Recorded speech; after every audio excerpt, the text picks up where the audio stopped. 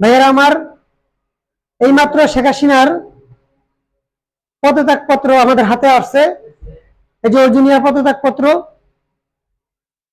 কি আছে লেখা একটু পড়ে শোনাই, মন দিয়ে শুনেন। বরাবর মহামান্য রাষ্ট্রপতি, গণপ্রজাতন্ত্রী বাংলাদেশ, বিষয় প্রধানমন্ত্রীর পদ থেকে পদত্যাগ।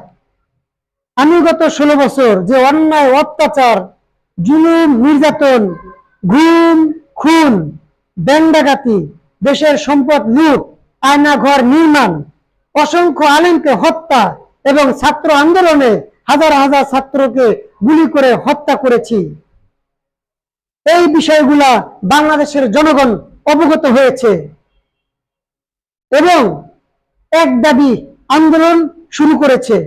অতএব আমি শেখ হাসিনা প্রাণ বাঁচানোর জন্য আমি 5ই আগস্ট জনগণের ভয়ে বাংলাদেশ থেকে ভারত পলায়ন করেছি।